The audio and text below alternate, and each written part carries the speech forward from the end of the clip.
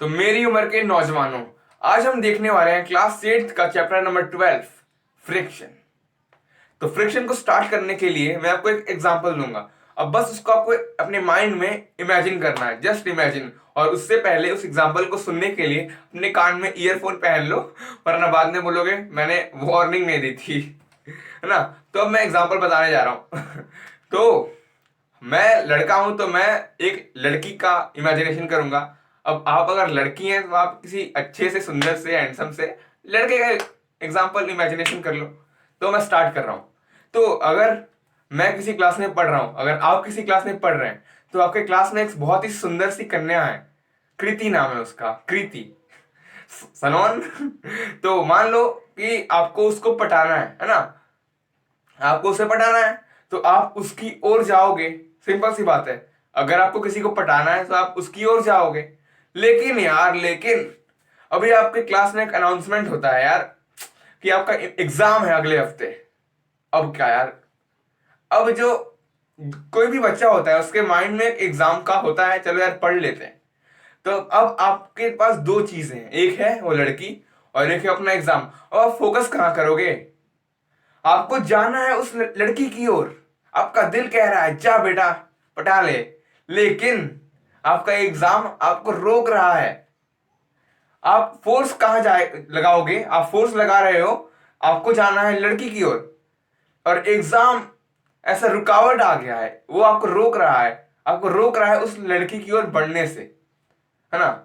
तो अब ये अच्छा है या बुरा, वो तो हम बाद में देखेंगे। क्योंकि अगर मान लो इसका कुछ आउटकम आता है आपका, आप एग्जाम के लिए पढ़ लेते हो, वहां से ध्यान हटाते हो, लड़का लड़की से ध्यान हटा के आप पढ़ लेते हो, एग्जाम में अच्छे नंबर आते हैं, तो आप बोलोगे यार मजा आ गया यार, छोड़ दिया, अच्छा गया। लेकिन लेकिन लेकिन अगर एग्जाम में लेवा जाते हो, एग्जाम में आपको खराब मार्क्स आता है, आपका कट गया है, आप बोलोगे यार फालतू का मैं पढ़ने लगा, इससे अच्छा तो जाके उसको पटा लेता, मजे कर रहा होता। तो आउटकम डिफरेंट हो सकते हैं, उसकी ही बात करेंगे हम। लेकिन अभी मैंने जो आपको बताया उस एग्जाम्पल को आपके माइंड में क्लियर सा इल्यूजन है, ठीक है। तो अब देखो, ये आप हो, ठीक है। अब मैं लड़का हूं, इसलिए मैं एक लड़की को इमेजिनेशन कर रहा हूं, और आप लड़की हो तो आप एक लड़के को भी इमेजिन कर सकती हो। तो अगर आप हो एक लड़का और आपको एक सुंदर सी कन्या पे क्रश आता है, दिल, ठीक है। ड्राइंग बड़े बेकार है, लेकिन इमोशंस से अच्छा हो जाएगा। तो अब आपको उसकी ओर जाना है, आप यहां जाना चाहते हो, आपको पटाना है। लेकिन बेटा क्लास में एक अनाउंसमेंट हो गया। एक सेकंड, एक सेकंड। क्लास में एक अनाउंसमेंट हो गया। अरे वो आज ग्लव्स नहीं है, मिल नहीं रहा था। एग्जाम। अब ये एग्जाम क्या यार, आपको रोकना चाह रहा है, मत जा बेटा मत जा, मत पटा, थोड़ी पढ़ाई कर ले। अब आपका दिल है कि मानता ही नहीं, आपको वहां जाना है, और एग्जाम आपको रोक रहा है। तो बस यही है फ्रिक्शन यार, आप फ्रिक्शन समझ गए। अब आपको और कुछ नहीं पढ़ना है, बस यही था फ्रिक्शन, यही है आपका फ्रिक्शन। अब बोलोगे बेटा क्या यार, ये प्यार व्यार की बातें पढ़ा दी आपने, कुछ समझ में तो आया नहीं भैया, यार कुछ समझ में नहीं आ रहा है, आपने ये प्यार व्यार की बातें कर दी। तो इस प्यार की बात से फ्रिक्शन का डायरेक्ट कनेक्शन है यार। अभी आप समझोगे, मैं जब आपको पढ़ाऊंगा तो ये आपको क्लियर हो गया ना पिक्चर, ये माइंड में क्लियर होना चाहिए। जब भी मैं फ्रिक्शन की बात करूं, आपके माइंड में ये पिक्चर क्लियर होना चाहिए। तो बस अब हम बढ़ते हैं आगे की ओर। तू प्यार है किसी और का, तुझे चाहता कोई और है, तू पसंद है किसी और की, तुझे चाहता कोई और है। लेकिन आज तो आप चाहोगे। तो बस फ्रिक्शन, चलो इसको भी निपटा देते हैं। तो अब मैं आपको एक डेफिनेशन लिखवाऊंगा फ्रिक्शन का, बहुत ही सिंपल वर्ड्स में, ठीक है। पहले देख लो फिर लिख लेना बाद में, मैं कहां भाग रहा हूं। Friction is the force which opposes, मतलब रोकना, ऑपोजिस दी, THE दी रिलेटिव, बताऊंगा इसका मतलब भी, रिलेटिव मोशन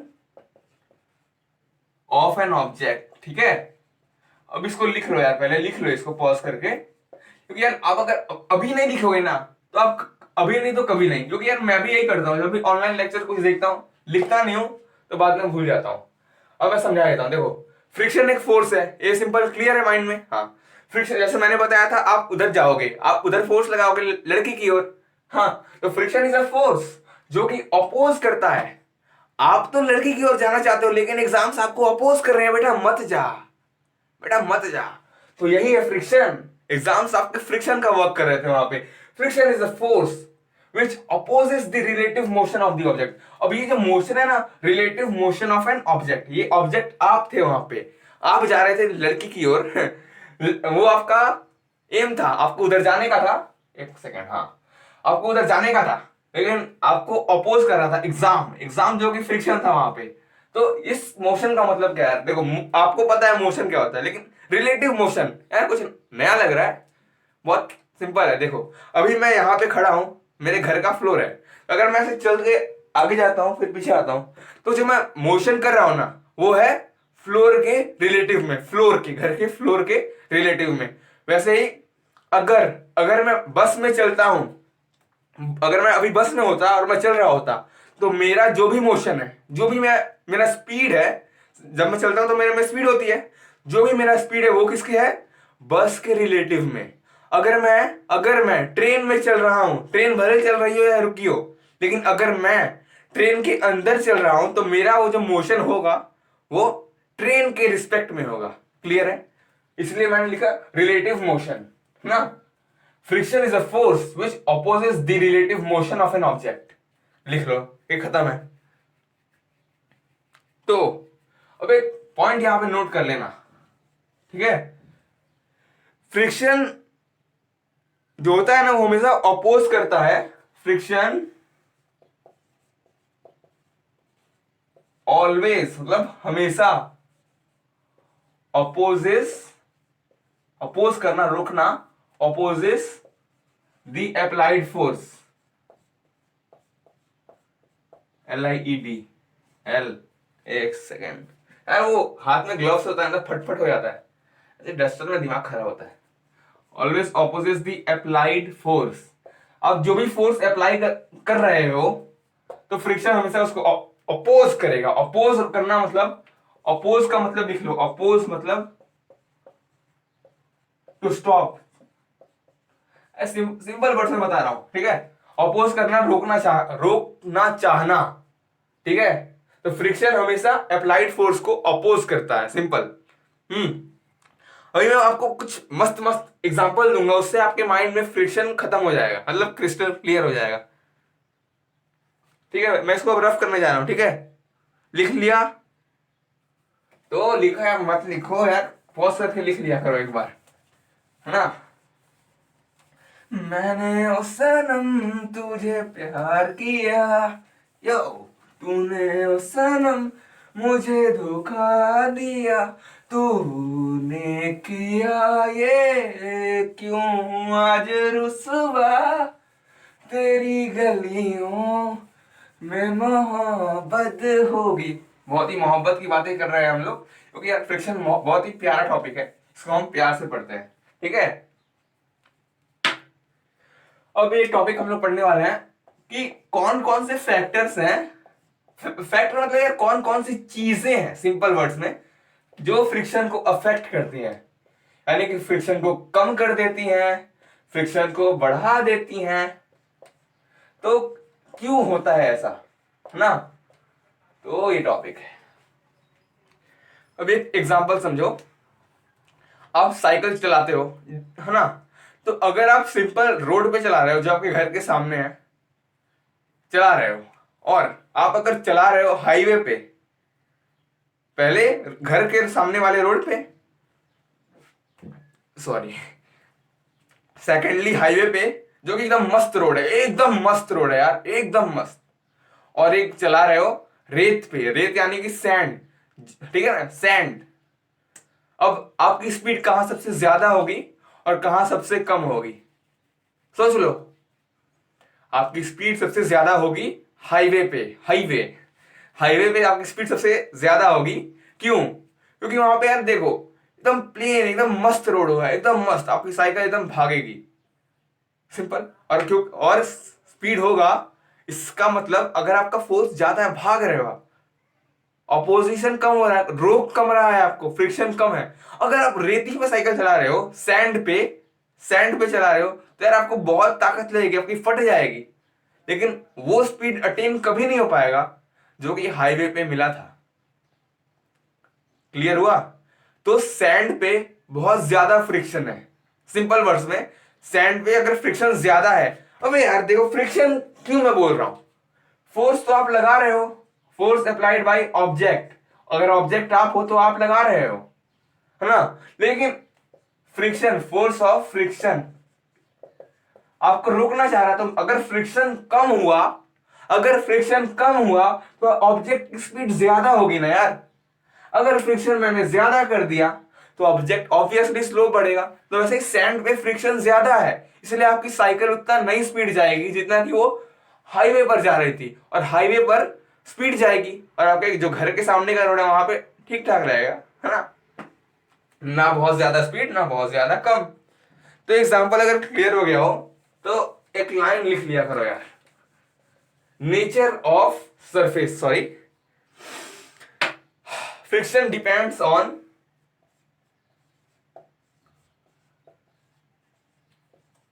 डिपेंड्स मतलब डिपेंड कर रहा है, depends upon nature, NETURE, nature, nature of surface. ठीक है, ये लाइन लिखो, इंपॉर्टेंट लाइन है। ठीक है, friction depends upon nature of surface. Example समझ में आ गया ना, सैंड वाला और आपके घर वाला और हाईवे वाला, सिंपल था। तो फ्रिक्शन डिपेंड कर रहा है किस पे? Nature of surface. देख यार, देख देख देख देख देख, रुक जा, सरफेस की बात कर रहा हूं। अब मैंने कहा स्पीड ऑफ ऑब्जेक्ट, तो आपको होगा कि यार फ्रिक्शन डिपेंड करना चाहिए ऑब्जेक्ट पे, साइकिल पे, आप पे। नहीं बेटा, नहीं नहीं, फ्रिक्शन किस पे डिपेंड कर रहा है? ये एक सरफेस है, ये एक सरफेस है, ठीक है। तो सरफेस पे डिपेंड करता है, क्योंकि जो ऑब्जेक्ट कांटेक्ट में है यार, friction is a contact force. पिछला चैप्टर का नहीं देखा वीडियो, पिछला चैप्टर नंबर 11 आई थिंक, या फिर हाँ आई थिंक 11, उसका देखो यार, उसने बहुत से मैंने बातें बताई हैं, contact forces, non contact forces, देखो उसको। तो अभी बता ही दे रहा हूं। तो friction is a contact force. अगर दो चीजें कांटेक्ट में हैं तो फ्रिक्शन है। अगर दो ऑब्जेक्ट इन कांटेक्ट,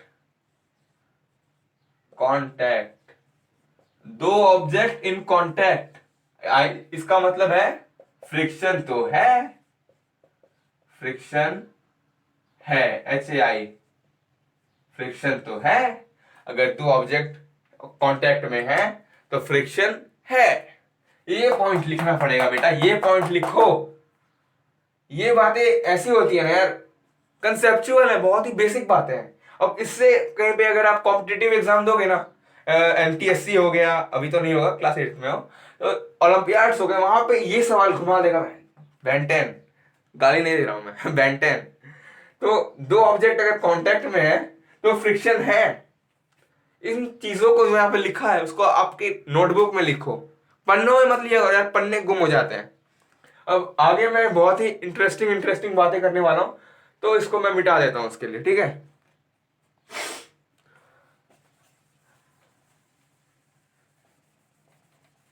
खैरियत पूछो कभी तो कैफियत पूछो, तुम्हारे बिन दीवाने का क्या हाल है। दिल मेरा देखो ना मेरी हैसियत पूछो, तेरे बिन एक दिन जैसे 100 साल है। अब देख यार, देख देख देख, यहाँ पे मैंने अपना हाथ ऐसे घुमाया, ऐसे घुमाया, ऐसे, अब फिर से एक बार ऐसे, अब तुमको लग रहा होगा यार ये एकदम प्लेन होगा, ये बोर्ड एकदम प्लेन होगा, है ना। तुमको क्या लग रहा है यार, ये बोर्ड एकदम प्लेन सरफेस है, इसमें कोई भी मतलब ये प्लेन सरफेस है, ये सरफेस प्लेन है। अब ये सरफेस प्लेन नहीं है, प्लेन समझ गए ना, रफ। ये प्लेन सरफेस है, मतलब एकदम सपाट प्लेन सरफेस, और ये है रफ सरफेस। ठीक है, ये प्लेन है वो रफ है। लेकिन यार ऐसा मुमकिन ही नहीं है कि कोई सरफेस पूरी तरह से प्लेन हो। अब ये भी जो व्हाइट बोर्ड है ना, मैं ऐसे हाथ घुमा रहा हूं तो कुछ ऐसा है, मतलब प्लेन नहीं है, ये भी रफ सरफेस है। क्या है? Rough surface. तो फ्रिक्शन क्यों कॉज होता है यार, अब हम बात करेंगे। फ्रिक्शन तो है, लेकिन इसको बनाओ, इसको बनाओ। फ्रिक्शन तो है लेकिन क्यों है, तो मैं इसको मिटा रहा हूं। अब देख यार, देख फ्रिक्शन क्यों होता है, अब हम देख लेंगे। ध्यान से सुनना एक बात। हमें लगता है कि कोई प्लेन सरफेस है, एकदम प्लेन है, जैसे ये व्हाइट बोर्ड लगता है वीडियो में एकदम प्लेन है, लेकिन जब आप ध्यान से, मैंने यहाँ पे अपने हाथ को घुमाया तो इसकी औकात पता चली, प्लेन तो नहीं है। अब मेरे हाथ को ही देख ले, पता नहीं चल रहा है, छोड़ यार। तो कोई भी ऑब्जेक्ट की बात कर रहा हूं, सिंपली कोई भी ऑब्जेक्ट जो हमें प्लेन लगता है वो प्लेन है या नहीं, गारंटी नहीं है। लेकिन एक बात और समझ लो, कोई भी ऑब्जेक्ट पूरी तरह प्लेन नहीं होता है। अब तुम्हें बहुत पकाऊ बातें लग रही होंगी, लेकिन इसी में कंसेप्ट है फ्रिक्शन का। इरेगुलरिटीज, ये वर्ड है, खत्म। इरेगुलरिटीज। अब मैं जो बोल रहा हूं ना, ये रफ सरफेस में, इसी को बोलते हैं इरेगुलरिटीज। या फिर ये ले लो, ये इरेगुलरिटीज है कि कोई भी सरफेस प्लेन नहीं है, यानी कि उसमें कुछ इरेगुलरिटीज हैं, खड्डे हैं, उतार है, चढ़ाव है। मतलब ये एक प्लेन सरफेस नहीं है, ये भी एक प्लेन सरफेस नहीं है। तो इसमें जो देखो, अब मैं अगर अपना कोई एक सामान है, जैसे कि अगर फेविकॉल का डब्बा मैं अगर इस पे चलाऊंगा ऐसे सरफेस पे, तो क्या अगर मैं ऐसे छोड़ दूंगा तो क्या ये जाएगा आगे? नहीं जाएगा ना। अगर मैं इसको ऐसे लेकर जाता हूं, ऐसा अगर कोई सरफेस है मान लो, तो ऐसे ऐसे ऐसे, और कुछ देर बाद जाके ऐसे रुक जाएगा, है ना। तो ऐसा क्यों हो रहा है यार? इसमें इरेगुलरिटीज है, इसमें भी इरेगुलरिटीज है। तो जब इन दोनों की इरेगुलरिटीज अपने आप में लॉक हो जाती हैं, जैसे अगर इसमें कुछ इरेगुलरिटीज है एक ऑब्जेक्ट में, इसमें है, तो ये लॉक हो जाती हैं, तब वो ऑब्जेक्ट चलना रुक जाता है, उसका मोशन रुक जाता है। यही सिंपल कंसेप्ट है। अगर हमें इस जो ऑब्जेक्ट हमें रोक रहा है, अगर मैं इस पे ये चला रहा हूं और अगर ये रुक जा रहा है, अगर अगर मैं चाहता हूं कि ये और आगे चले, तो मुझे इस पे कुछ फोर्स लगाना होगा जो कि उससे बड़ा हो, जो हमें फ्रिक्शन अप्लाई कर रहा हो। देखो देखो देखो देखो देखो, अगर मैं सैंड पे चल रहा हूं, साइकिल लेके चल रहा हूं, तो मैं रुक जाऊंगा। तो मुझे पैडल में इतनी जान लगानी पड़ेगी कि मैं उस जो फोर्स मुझे रोक रही है, फ्रिक्शन मुझे रोक रहा है, मैं उससे ओवरकम कर जाऊं। अगर मुझे कृति को पटाना है तो मुझे पढ़ाई भी करनी पड़ेगी, एग्जाम्स को छोड़ तो नहीं सकते है ना। तो मैं कुछ दिमाग लगा लेता हूं यार। दिन में स्कूल में जब आता हूं, स्कूल का 4 घंटा तो कृति को दूंगा, बाकी घर पे मैं पढ़ लूंगा। ठीक है, तो ऐसे ही कुछ। अगर मुझे किसी भी ऑब्जेक्ट को चलाते रहना है रफ सरफेस पे, तो मुझे उसको इंटरलॉक होने से बचाना पड़ेगा। मार्कर गिर गया। तो मुझे उसको इंटरलॉक होने से बचाना पड़ेगा। अगर वो इंटरलॉक हो गया तो ऑब्जेक्ट रुक जाएगा ना यार, सिंपल सी बात है। तो इसको बनाओ, ये इस वर्ड को अपने नोटबुक में लिखो। सेंटेंस बता दो क्या? चलो बता देता हूं। फ्रिक्शन लिख लो, लिख लो। Friction is caused by the irregularities on the surface of two objects in contact. Friction is, अच्छी हैंडराइटिंग लिखता हूं, caused by the irregularities. इस वर्ड का मतलब पता होना चाहिए, मैंने बताया ना, इरेगुलर, रेगुलर यानी कि ये एक रेगुलर लाइन है, और ये एक इर्रेगुलर लाइन है, मतलब स्ट्रेट नहीं है, प्लेन नहीं है, ठीक है। Friction is caused by the irregularities present on the surface of objects in contact. Contact यानी कि मिलन, कांटेक्ट होना। अगर मैं बोलूं मेरे हाथ से अभी अभी ये मेरा हाथ कांटेक्ट में है, अब मेरा हाथ कांटेक्ट में नहीं है, मैंने वहां से हटा लिया है, अगर छू रहा हूं उसको मतलब कांटेक्ट है, हटा लिया तो नहीं है। अब बोलो ये कितनी छोटी बात बताई है, तो बात भले छोटी है लेकिन कंसेप्ट तो है ना। तो लिख लो इसको, कॉपी में लिखो, लिखना तो पड़ेगा बेटा, बाद में लिखोगे नहीं तो काम नहीं चलेगा। चलो लिखो इसको, मैं पानी पी के आता हूं, तुम भी जाओ खा P low.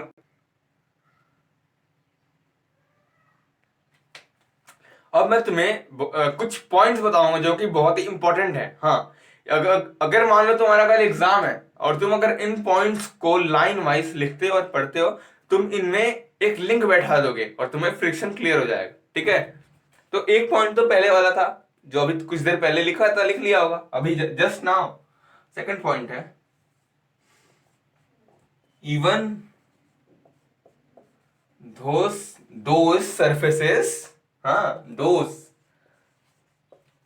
surfaces which appear very smooth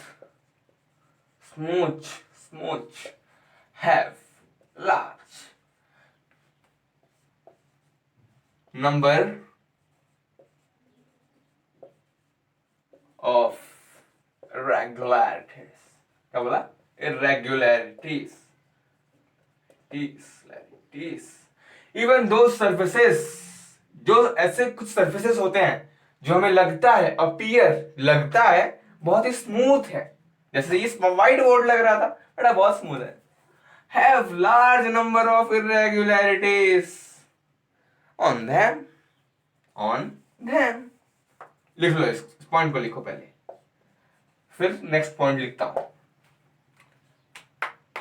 Jhajharia उसकी सरक गई चुनरी भी, सर से सरक गई उसकी नजर, मुझसे मिली तो उसकी नजर शर्मा के झुक गई झाझरिया।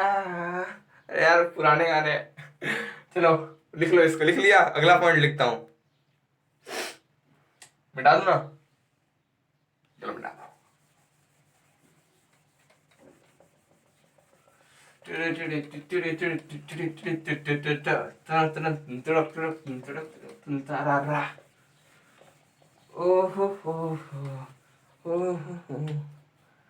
अब next point, when we attempt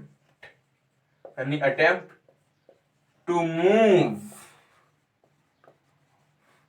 on, नहीं any on नहीं, बताऊंगा मतलब, when we attempt to move any surface we need to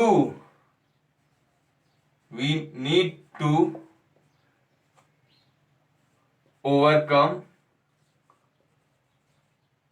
interlocking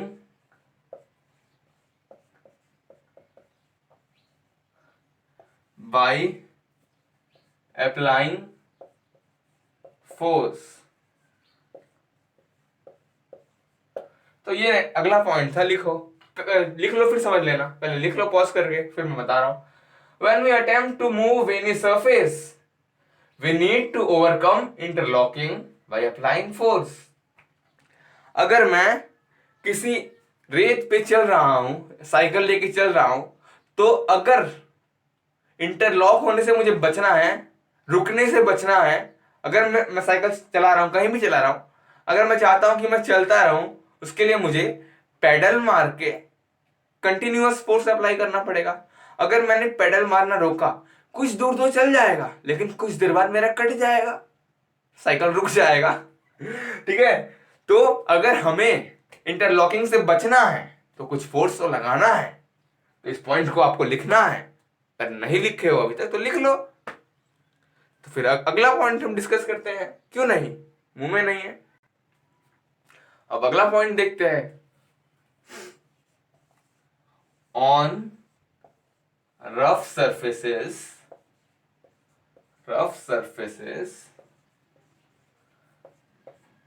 there are large number handwriting तो अच्छी ही होगी मेरी, तो मुझसे अच्छा कोई लिख सकता है क्या? लार्ज नंबर ऑफ, एक कॉमा है, लार्ज नंबर ऑफ इरेगुलरिटीज। अगर सरफेस स्मूथ है ना, लेकिन एकदम स्मूथ नहीं यार, कोई भी ये भी सरफेस की बात ले लो, स्मूथ है एकदम स्मूथ नहीं। अगर मैं रफ सरफेस की बात करूं तो यार ऐसा रोड तुम जहां पे कभी ट्रेवल किए हो, धप धप धप धप धप धप धप धप गांड फट जाती है चला चला के, समझ रहे हो ना? रोड बहुत ही टूटा फूटा रोड, वो रफ सरफेस है। और ये प्लेन, इसको हम लोग स्मूथ बोल सकते हैं, स्मूथ सरफेस। लेकिन पूरी तरह कोई सरफेस स्मूथ नहीं होता, ये बात में क्लियर है। On rough surfaces there are large number of irregularities, so the friction force is greater if rough surface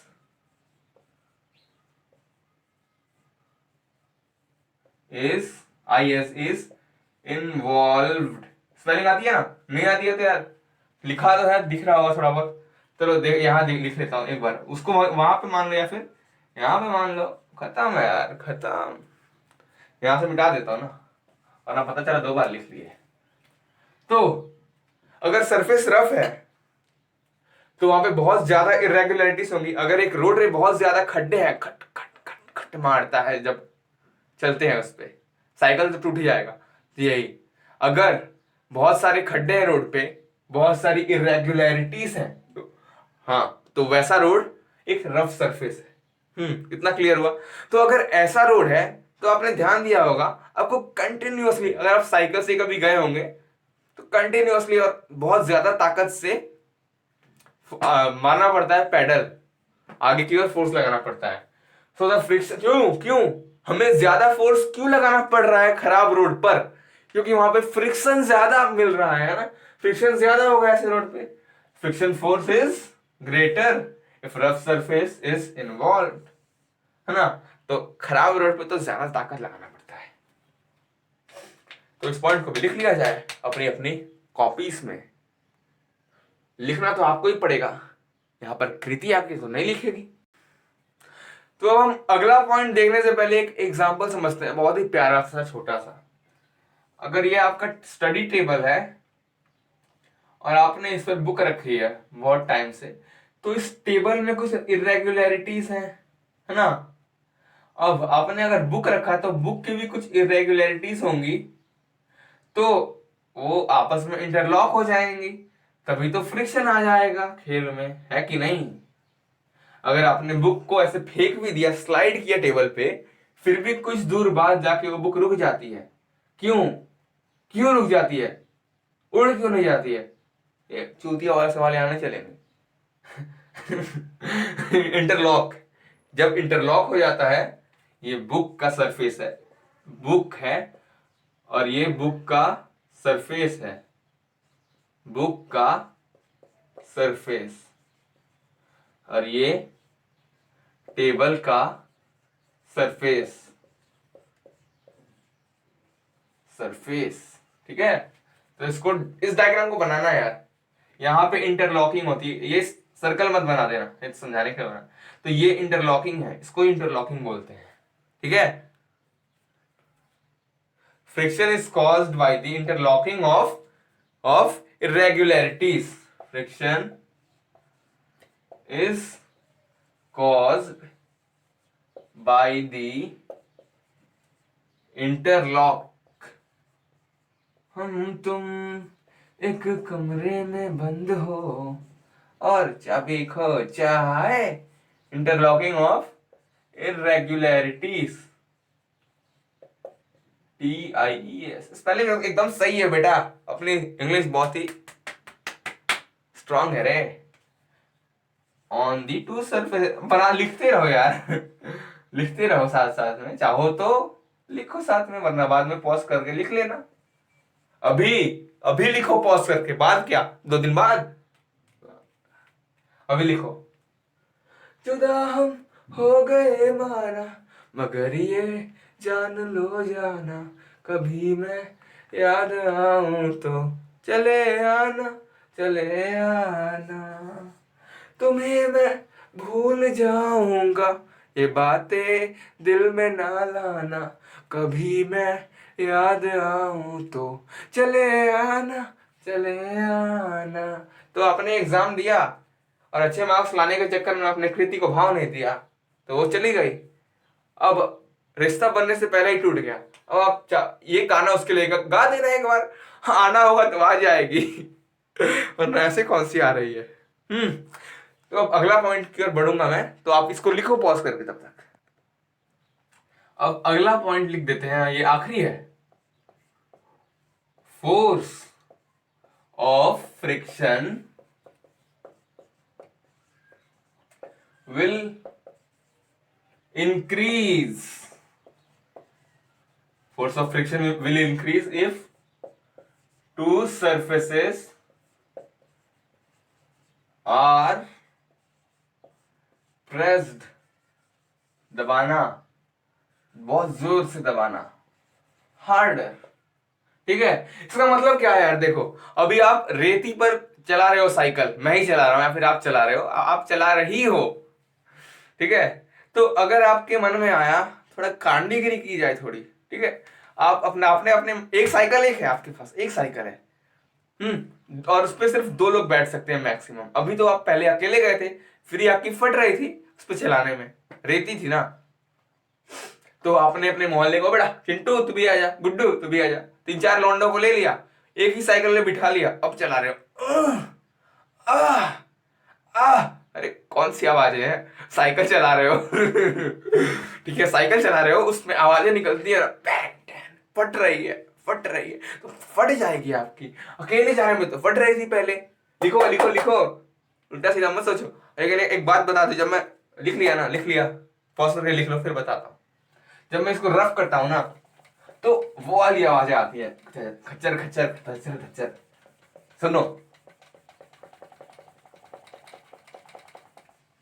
तो कौन सी वाली? हाँ वही वाली, चेन की, जब साइकिल की चेन टूट जाती है फिर आवाज आती है ना। तुम्हें क्या लगा था कुछ और? अरे तुम सोचते ही अलग हो। अब हम देखने वाले हैं बहुत ही इंटरेस्टिंग टॉपिक, मैं बना दूंगा अपने बहुत ही अच्छे एग्जांपल से। तो स्टैटिक फ्रिक्शन और स्लाइडिंग फ्रिक्शन, तो पहले हम देखेंगे क्या क्या देखेंगे, पहले आपको क्या देखना है, स्टैटिक फ्रिक्शन देखना है। अगर कोई बोलता है स्लाइडिंग, तो वो स्टैटिक के बाद दिखाएंगे, और क्या। समझ में आया क्या? यहाँ है तो सुन। तो अब मैं आपको एक कंडीशन दे रहा हूं, ये रेती है भरा हुआ, जिस पर आप साइकिल चला रहे थे, ठीक है। हाँ इतने दूर में भरा हुआ, चलो मान लेते हैं। अब पहले आप इसमें साइकिल चला रहे थे पहले, उसके बाद आपने बच्चों को बुला के चलाया, अब आपका कंडीशन बदल चुका है। अब रेती पे एक बड़ा सा बॉक्स है, ठीक है, जो कि रेस्ट में है बहुत देर से, 5 मिनट से उसको रेस्ट पे रखा। बॉक्स मतलब छोटा बॉक्स नहीं है, बड़ा बॉक्स है, ये भी बॉक्स नहीं था तो बड़ा बॉक्स है, उसमें कम से कम 100-200 किलो है, 100-200 किलो है। अब 100-200 किलो क्यों है वो बाद में बताऊंगा। तो अभी 100-200 किलो का बॉक्स है, 200 किलो में मानूंगा, ठीक है। तो अब वो बहुत देर से वहां पे है, मतलब इंटरलॉक तो हो चुका है भाई। इसमें कुछ इरेगुलरिटीज होंगी रेत में, कुछ बॉक्स में तो होंगी, पक्का होंगी, तो वो आपस में इंटरलॉक हो गई है। अब मैं आपको बोलता हूं बेटा, बेटी, भाई बहन, यार मेरे यार जाओ उस बॉक्स को ढकेलो और यहां से यहां पहुंचाओ। अब आपकी फट जाएगी, क्योंकि बेटा 200 किलो कोई छोटा वेट नहीं है, ठीक है। अब मैं बता दूं आपको, 200 किलो बहुत भारी होता है। अब आपको उसको ढकेलना भी है। अब आप आओगे, बॉक्स को, अब वहां से का आवाज आएगी, भाई पीछे देखो जरा, कुछ निकल रहा है क्या? ठीक है, तो मतलब बहुत ताकत लगने वाला है। तो इसी को बोलते हैं स्टैटिक फ्रिक्शन। अब इसका मतलब क्या है? द फोर्स यू रिक्वायर, जो जो फोर्स आपको चाहिए, the force you require to overcome the frictional force, उस फ्रिक्शन फोर्स को ओवरकम करने के लिए, व्हेन एट एन इंस्टेंट, उस इंस्टेंट पे, जब ऑब्जेक्ट रेस्ट पे था उसको चलाने के लिए, अगर ऑब्जेक्ट रेस्ट पे है उसको चलाना है, उसमें भी फ्रिक्शन लग रहा है क्योंकि इंटरलॉक हो गया है, तब हमें उसमें भी अप्लाई करना पड़ेगा कुछ फोर्स, कि उस स्टैटिक, स्टैटिक का मतलब ही होता है रेस्ट, रुका हुआ, वहां से ऑब्जेक्ट को मूव करने में, तो उस वक्त जो फोर्स लग रहा होता है, हमें रोक रहा होता है इस बॉक्स को आगे चलाने से, उसको बोलते हैं स्टैटिक फ्रिक्शन। अब ये बॉक्स 200 किलो का इसलिए था क्योंकि आपके दोस्त बड़े दयालु हैं, बड़े दयालु हैं। उन्होंने, पता चला आपको कृति पसंद है, अपने एग्जाम में पढ़ाई की, आप लेवा गए, आप दुखी हो, चलो बेटा भाई अपने दोस्त की इच्छा पूरी करते हैं। अपना दोस्त यहाँ रोज साइकिल लेके आता है, अब आज उसको ये बॉक्स देते हैं, उसमें कृति को भर देते हैं। अब खोलते हुए तो मालूम पड़ता है कृति 200 की होगी। मैं इसको पढ़ा रहा था बेटे, क्यों क्यों नहीं पढ़ा सकते हो बेटा? लड़की भारी है तो क्या हुआ, दिल तो हल्का है ना। बना दो इस डायग्राम को, क्यों बनाए, मत बनाओ, फालतू डायग्राम है, समझाने के लिए था। इसका मेन डेफिनेशन लिख लेना, ठीक है, ये लिखवाऊंगा मैं। तैयार हो जाओ, तैयार हो जाओ, पार्टी में जाना है। The force required, the force required to overcome, पसीना बहुत आ रहा है यार, पंखा नहीं चल रहा है, वीडियो बना रहा हूं ना। The force required to overcome friction at the instant an object starts moving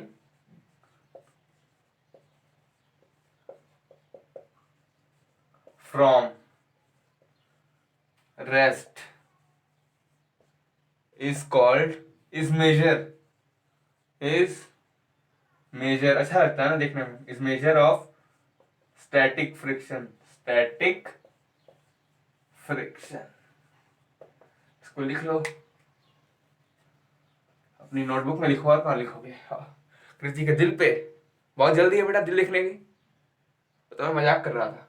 The force required to overcome friction at an instant an object starts moving from rest, वो डब्बा, भारी सा डब्बा रेस्ट पे था, इंटरलॉक हो चुका था, उसको आपको आगे बढ़ाने का टास्क दिया गया है, तो उस टास्क में आपकी फट रही है। अब वो जो फोर्स आप लगाओगे उस इंटरलॉकिंग को छुड़ाने के लिए, जो उस बंधन को, जो रेती और उस बॉक्स में लग चुका है उस बंधन को तोड़ने के लिए जो आप फोर्स लगाओगे, कि उस इंस्टेंट से वो ऑब्जेक्ट स्टार्ट्स मूविंग, आगे बढ़ने लगे फ्रॉम रेस्ट से, रेस्ट से मोशन में आ जाए, तो उस वक्त के फ्रिक्शन को बोलते हैं स्टैटिक फ्रिक्शन। समझ में आया क्या? समझ में आया तो लिख।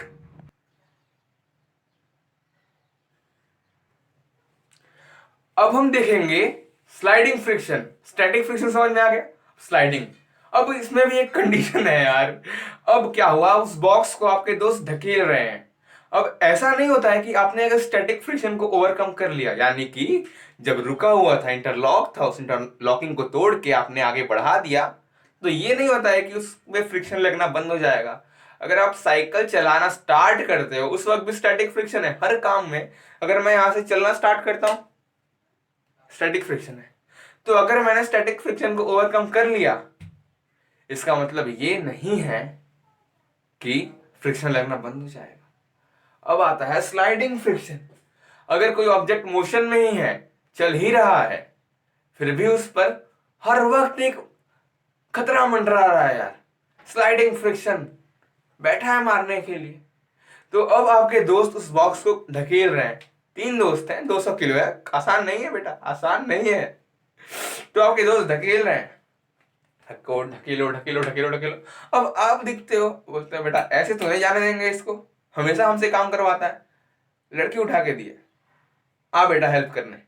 अब वो स्लाइडिंग हो ही रहा है, मोशन में होते हो रहा है, मोशन में ही है, आपके दोस्त ढकेल रहे हैं, अब आप भी आके ढकेल रहे हो, तो उस वक्त भी उस पर कुछ फ्रिक्शन लग रहा है। इरेगुलरिटीज तो अनंत है यार, अनंत है, जितना दूर तक, मतलब हर जगह इरेगुलरिटीज है।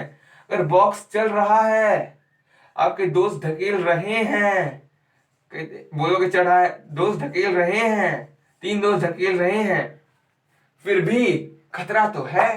लेकिन अगर ये रेस्ट पर था, तो इसके पास इतना टाइम था, इतना टाइम था बेटा, इतना टाइम था कि आराम से बैठ के इत्मीनान से इंटरलॉक हो।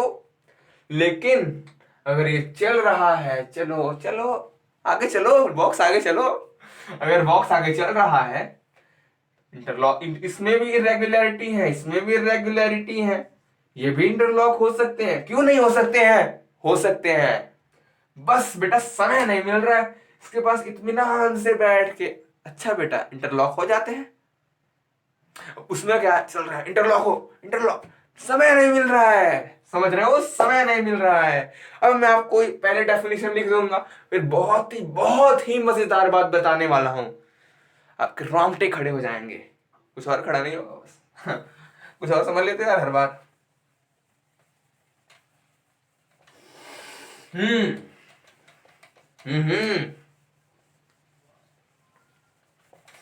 लिख लो, अब देख लो, the force the force required to keep the object moving with the दिख रहा है ना, with the same speed is a measure of sliding friction, is a measure of sliding friction। काफिरा तो चल दिया इस सफर के संग, मंजिले ना डोर कोई, बीते अपना रंग रहूं मैं मलंग। अरे लिखो यार, the force required to keep the object moving with the same speed is a measure of sliding friction। तो ऐसा नहीं होता है, लिखो लिखो, लिखते लिखते सुनो, ध्यान ध्यान, वहां भी यहाँ भी, अगर ध्यान एग्जाम पे लड़की पे हो सकता है तो यहाँ पे क्यों नहीं हो सकता है।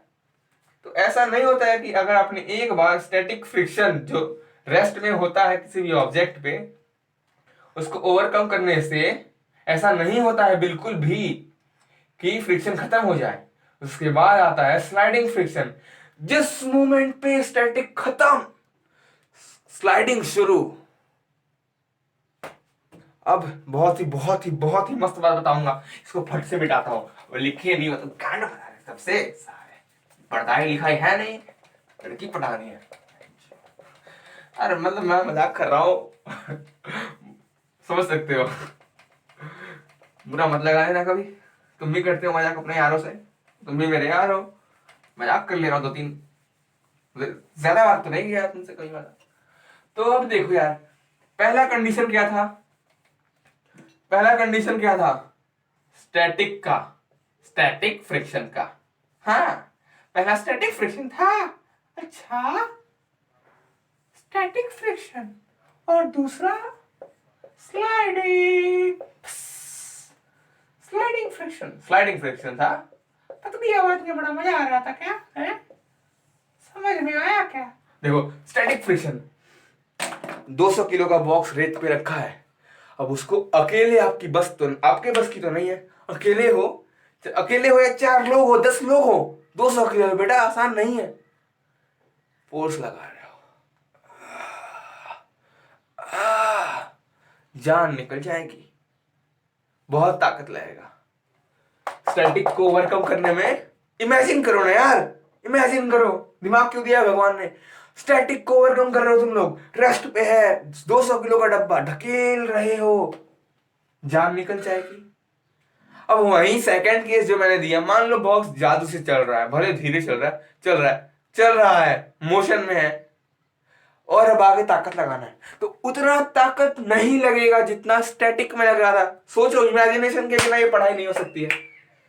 तो स्टैटिक में जो ताकत लग रहा था, तुम्हारी जान निकल जा रही थी। और वही अगर मोशन में कोई चीज है, कोई डब्बा अगर 200 किलो का मोशन में है, अगर आप इस लगाते हैं ताकत, तो डब्बा चल जाएगा, इतना ताकत वहां नहीं लगेगा। तो इसीलिए बोल रहा हूं, स्टैटिक में तुम्हें ताकत ज्यादा लगाना पड़ रहा है। क्यों? क्योंकि फ्रिक्शन ज्यादा है। अगर फ्रिक्शन कम होता तो कम ताकत, स्लाइडिंग में फ्रिक्शन कम है तो कम ताकत में काम हो जा रहा है। तो समझ में आया क्या? Static friction is more than sliding friction. समझ में नहीं आया तो एक एग्जांपल दूंगा मैं, ऐसे नहीं जाने दूंगा। अगर ये रेती पे बॉक्स रखा है, कहां पे? इंटरलॉक्ड है, बहुत टाइम मिल गया, रेस्ट पे था, 2 दिन से रखा था बॉक्स। स्टैटिक पे क्या हो रहा है, तुम दोस्त लाओ 2-3, ताकत लगा रहे हो, लेकिन ये इंटरलॉक होने का इतना समय इसको मिला है कि इंटरलॉक हो चुका है इतना कि निकालने में फटेगी, ताकत लगेगा, जान लगेगी। और यहां अगर रेती पे एक बॉक्स पहले से ही चल रहा है, इसके पास बहुत टाइम है, टाइम बहुत ज्यादा है, टाइम अनलिमिटेड नहीं, बहुत है, टाइम बहुत ज्यादा है। इंटरलॉक हो गया है, खत्म है उसका खेल। अब यहाँ पे ये मोशन में है, टाइम देखो, मैं लिख दे रहा हूं, टाइम कम, कैसे कैसे कैसे, मोशन में है, ये मोशन स्लाइड कर रहा है, स्लाइडिंग फ्रिक्शन यानी कि मूविंग फ्रिक्शन बोल सकते हो, मूव कर रहा है बॉक्स मूव कर रहा है। तो अगर बॉक्स मूव कर रहा है, तो अगर देखो ऐसे ऐसे ऐसे, देखो ऐसे चल रहा है, टाइम नहीं मिल रहा है कि रुक के इंटरलॉक हो,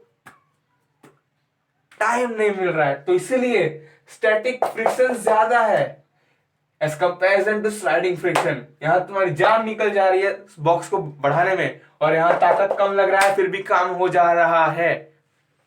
अगर अब भी समझ में नहीं आया तो इसको पीछे जाके देखो यार, इससे मस्त एग्जाम्पल नहीं हो सकता है तुम्हारे लिए।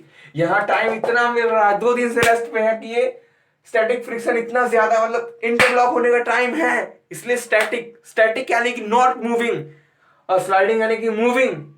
वर्ड से समझ में आ रहा है, मतलब बता रहा हूं मैं। स्टैटिक का मतलब रेस्ट पे है, स्लाइडिंग का मतलब मूविंग है बेटा, मूविंग है। तो जब रेस्ट पे होता है कोई ऑब्जेक्ट, इंटरलॉक होने के लिए इतना टाइम मिल रहा है, इतना टाइम तो है कि इंटरलॉक हो जाए बैठ के इतना नान से। और अगर मूविंग है, चल रहा है ऑब्जेक्ट, चल रहा है, तो इतना टाइम नहीं मिल रहा है कि रुक के इंटरलॉक हो सकता है, लेकिन इतना टाइम नहीं है कि इतना ज्यादा इंटरलॉक हो जाए। इंटरलॉक है, घर ताकत उतना ज्यादा लग रहा है, लेकिन इसके मुकाबले तो कम है। समझ में आ गया होगा। अब मैंने इतनी जान लगा दिया है समझाने में, आ गया होगा। नहीं आया तो कोई दिक्कत नहीं है, पीछे जाओ, देखो यार, वीडियो तो हमेशा के लिए है ना।